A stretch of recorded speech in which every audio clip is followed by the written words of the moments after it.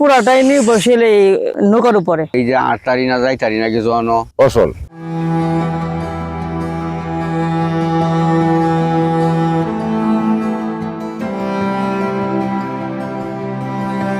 ছোট থেকে দেখতেছি যে খুব কষ্টে দিন পার করতে আছে।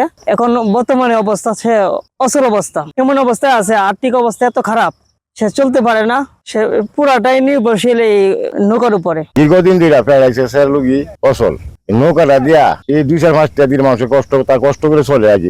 একটা গুদারা মাঝে আছে, খুব কষ্টে দিন যাপন করে। আসলে ঠিকই আমরা দেখতেছি মেলা দিন ধরে তার কষ্টে দিন যাপন করতে পারতেছে না, কিন্তু তারপরে তো এভাবে চলতেছে, তার তো কেউ সহযোগিতা করেন সরকার থেকে।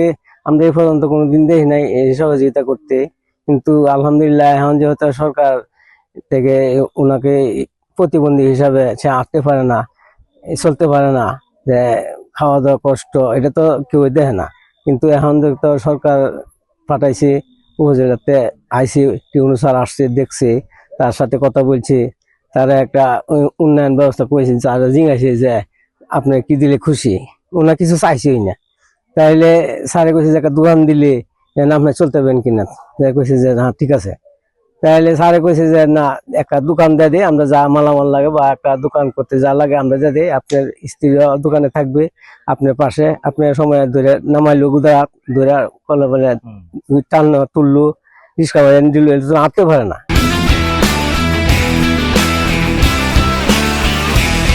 নৌকার মাঝে বাড়ির আইনা দেয়া যা এই যাই রশি টাইম না গুদার কাজ চালাই যাচ্ছে। স্যার আইসে হেন এই একটু ইয়া দিবার লাগি, সাহায্য দিবার লাগি দিলে এটা জন্য আমার জন্য একটা মনের একটা আনন্দ আহি, যে আল্লাহ যদি একটু সুবিধা মতে চালা, এটার জন্য একটা মনের একটা আনন্দ। এই দই আল্লাহর কাছে দোহরাম, আমার যখন একটু সুবিধা হইব তখন তো আমি দোহরাম। এই যে আর তারি না যাই তারি না কিছু অনেক চিকিৎসা করলে তো পয়সা লাগে, অনেক পয়সা, আমার তো এই পয়সাও ওঠে না। এই অন্তদন্যা অটো দামানো জায়গা 100-3 টেহা উঠে, 200 টেহা উঠে, 300 টেহা উঠে, এমন উঠে আহি। এই কোনো মতে যেমন সংসারটা এই মাইজুম সেনারা একটু বর দেয়, এই কোন রকম সংসারটা আমার চলে।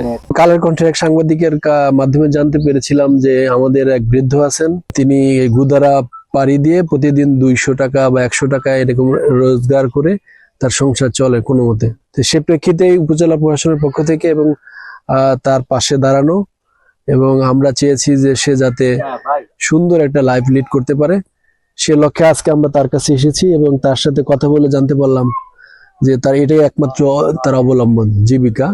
সেজন্য আমরা উপজেলা প্রশাসনের পক্ষ থেকে তাকে আমরা একটা দোকান ঘর দেওয়ার মনস্থ করেছি, এবং সেই পাশে যদি তার আমরা দোকান করে দিতে পারি, সে দোকানে তার স্ত্রী সহ সে বসতে পারবে, এবং আমরা দোকানে যা মালামাল লাগে সে মালামাল সহ আমরা তাকে কিনে দেওয়ার ব্যবস্থা করবো উপজেলা প্রশাসনের পক্ষ থেকে।